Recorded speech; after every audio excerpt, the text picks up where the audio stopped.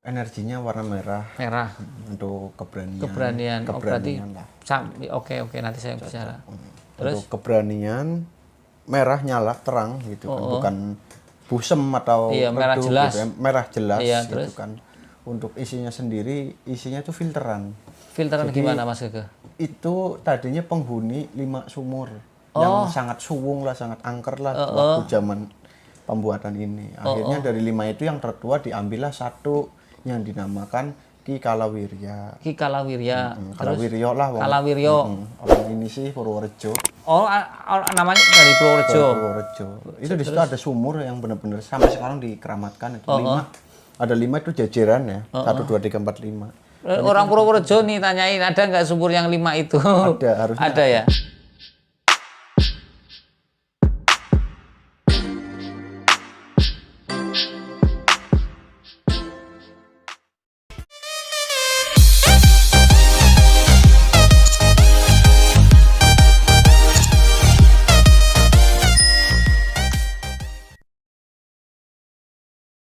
Assalamualaikum warahmatullahi wabarakatuh. Salam sejahtera, salam budaya, rahayu, rahayu, rahayu.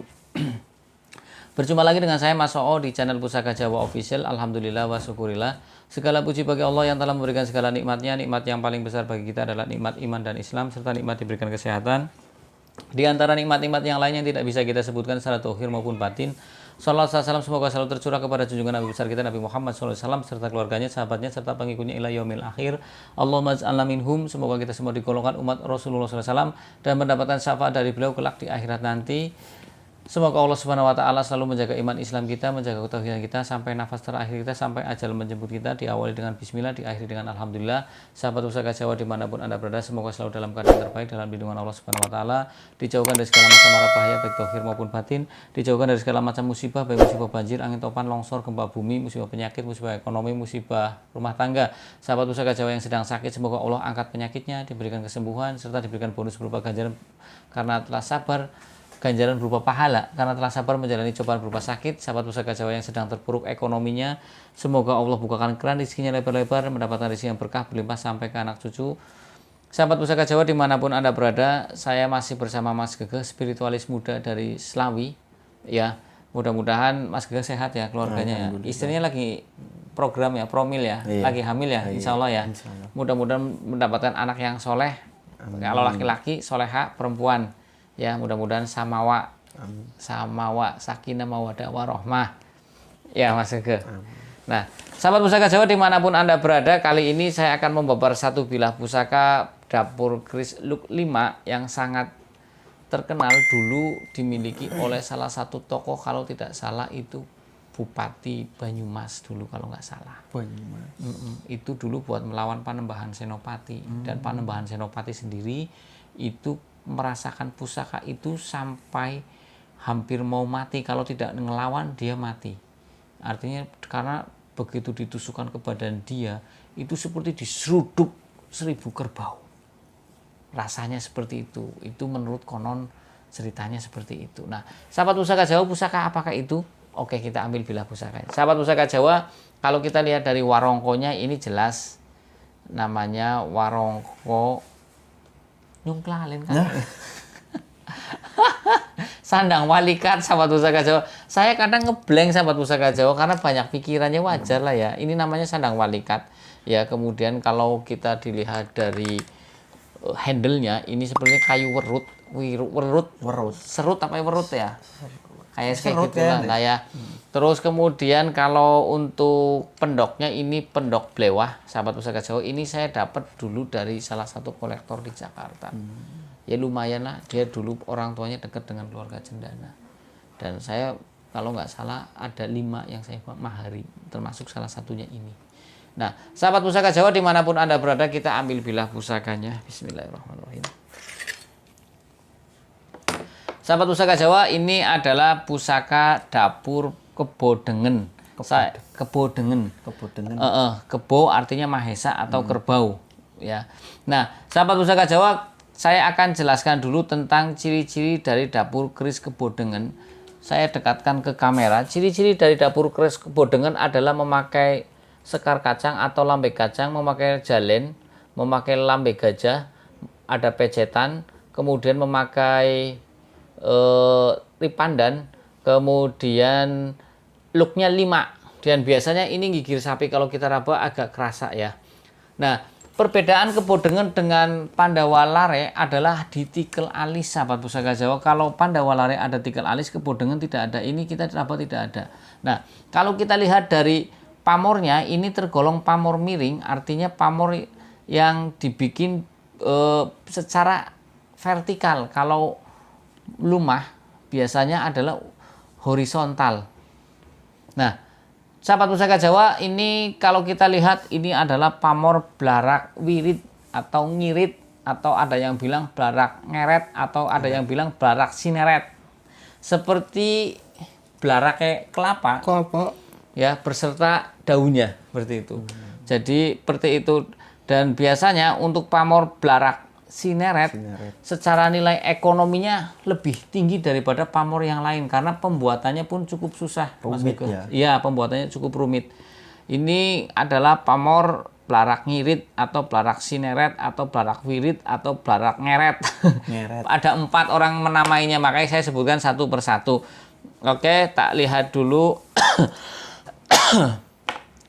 Ya, sahabat pusaka Jawa, tak jelaskan dulu ya sahabat pusaka Jawa. Nah, jelaskannya nanti. Yang penting saya sudah lihat dulu dari gonjonya, kembang kacangnya, belumbangannya, kemudian pucukan bilahnya, kemudian looknya, kemudian pasikutannya. Oke, silakan Mas Gege. Bentar tak lihat ininya dulu. Oke, selorok besinya. Sahabat pusaka Jawa dimanapun Anda berada, kalau kita bicara tentang Kebodengen, ya, kalau kita bicara tentang Kebodengen itu adalah supaya apa ya, orang itu mempunyai watak seperti kerbau, bukan seperti kadang kan orang diidentikan kerbau dungu, bukan. Kerbau itu banyak kelebihannya. Pertama, dia hewan yang kokoh, kuat, tangguh, ya. Kemudian dia ulet. Jadi diharapkan orang itu menjadi orang yang tidak mudah menyerah, karena secara dohir kuat, kokoh. Kerbau kan tenaganya gede, dipakai untuk membajak sawah, kadang juga dulu untuk menarik muatan yang besar-besar seperti kayu-kayu, bambu-bambu yang banyak, itu kerbau buat narik, untuk menarik barang-barang yang banyak. Kalau kuda kan biasanya untuk delman saja, atau untuk dokar, atau untuk 1 orang atau berapa orang. Kalau untuk kerbau itu biasanya muatannya banyak. Kemudian kerbau mempunyai watak yang pantang menyerah. Di situasi apapun, entah itu kemarau maupun hujan, dia tetap bekerja. Kerbau juga tergolong patuh kepada majikannya. Sami'na wa atokna. Apa yang dia dengar, dia kerjakan. Jadi kerbau itu ya suruh bajak yang bajak gitu.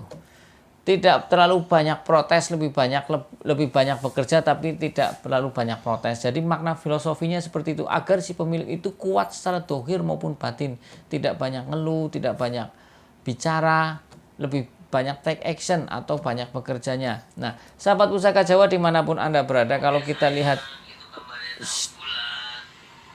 kecilin, ya. Ya, sahabat pusaka Jawa dimanapun Anda berada, kalau kita lihat pucukan bilahnya, ini adalah Newgen, sahabat pusaka Jawa. Kemudian kalau kita lihat dari pejetan atau belumbangannya, ini adalah Mbata Rubuh. Kalau kita lihat dari gonjonya, ini gonjonya ikutnya gonjo wilut, sahabat pusaka Jawa. Istimewa gonjo wilut. Gonjo wilut secara nilai ekonominya pun lebih mahal daripada gonjo yang biasa, karena gonjo wilut itu pertama, ya ini kayaknya gonjo wilut. Jadi dari sini terus begini, ya ini gonjonya ikut gonjo wilut. Kalau kita lihat dari tampilannya, sepertinya gonjo wilut, sahabat pusaka Jawa. Kemudian untuk kembang kacangnya ini ikutnya adalah kembang kacang Nguku Bima, ya sahabat pusaka Jawa, kembang kacangnya Nguku Bimo.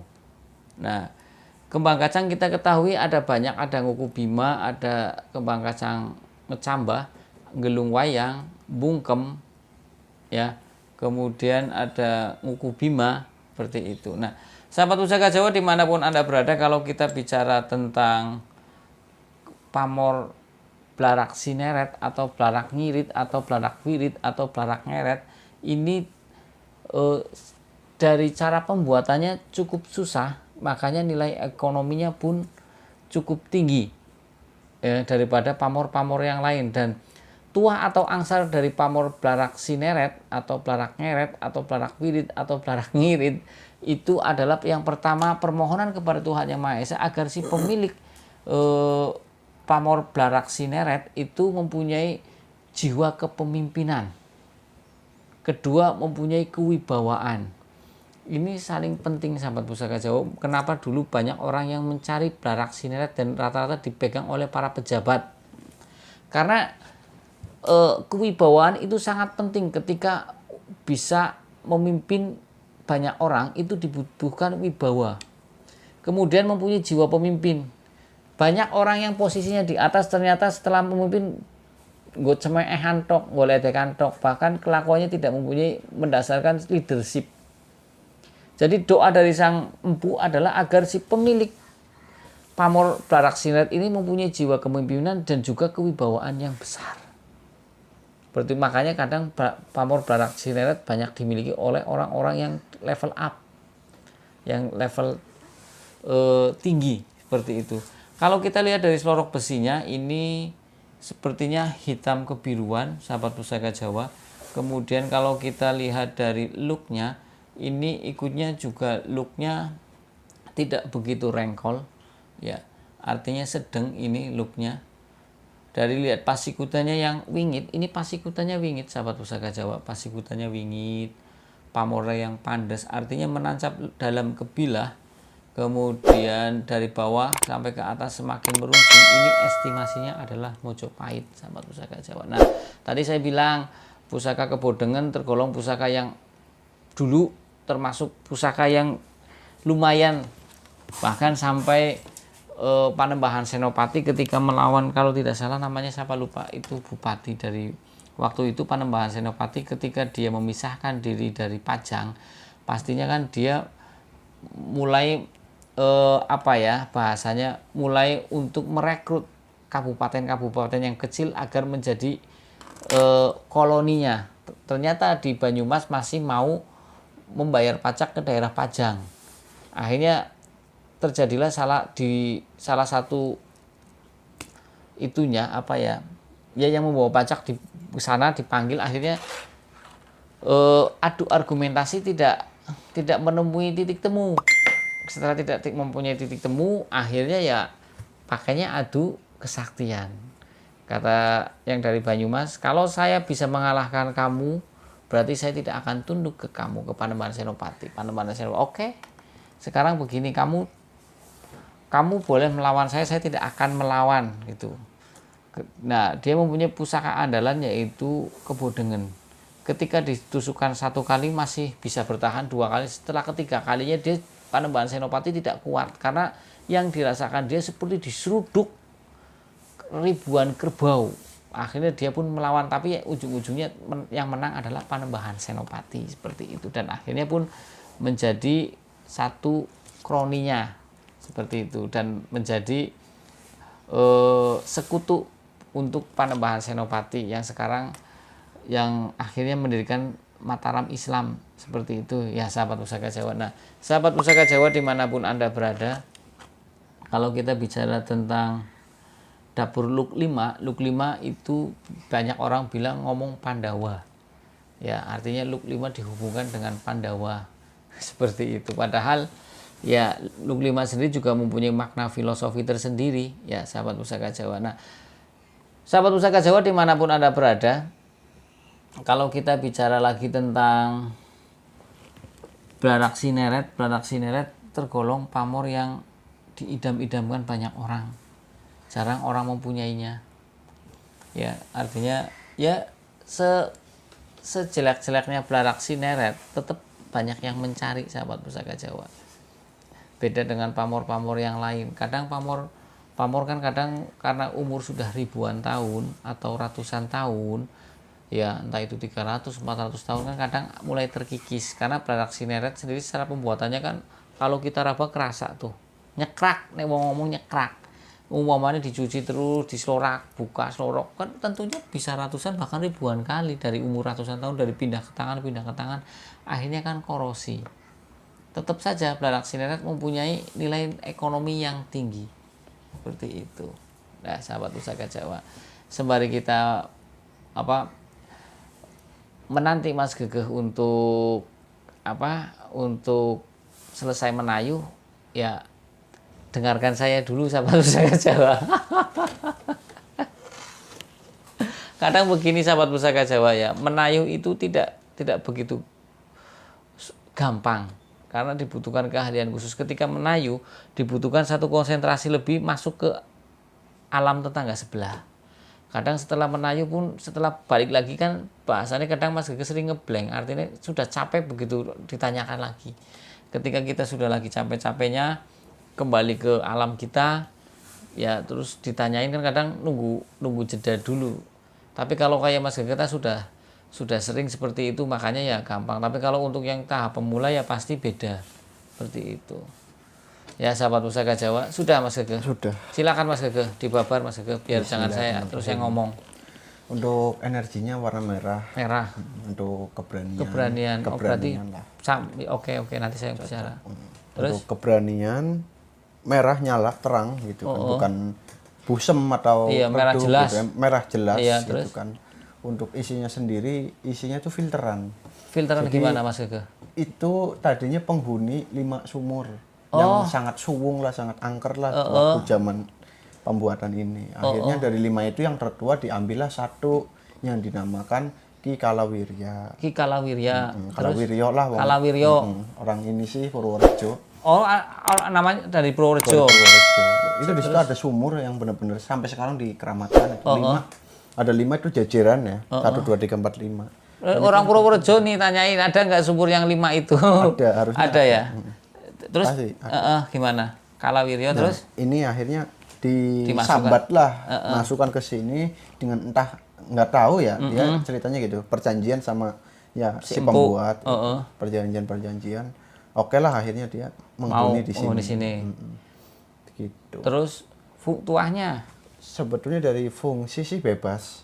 Mau kesaktiannya bisa, mau memanfaatkan kesaktiannya Ki Kalawiryo. Ya, itu dia kan bangsa Raja Jin ya. Terus Raja Jin tak beristana. Oh, Raja Jin tak beristana. Caranya premane.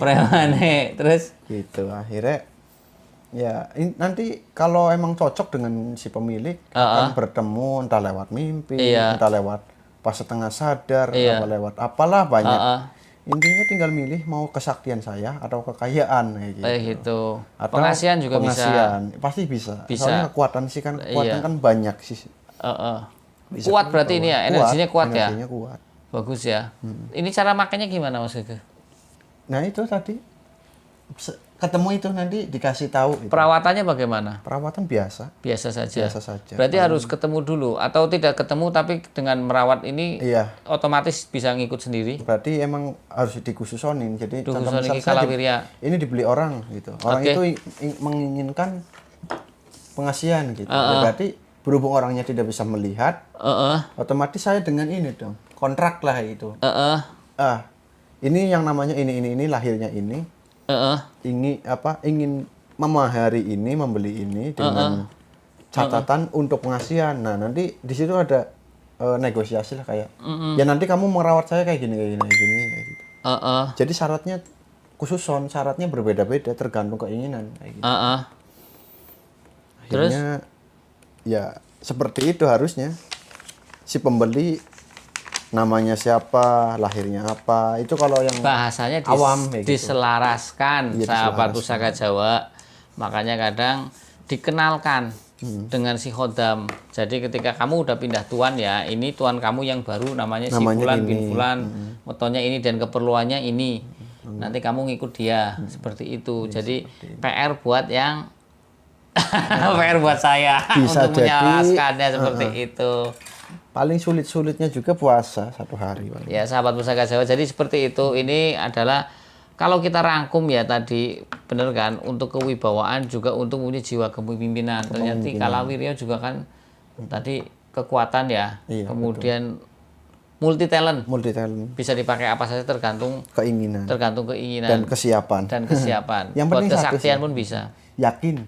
Yang penting Yang penting yakin. Artinya ketika kita mempunyai pistol, tapi kalau tidak yakin, nembak pun meleset ya Mas. Meleset toh. Dicekli barang ngomong nembak wadon ora bisa. Ya nah.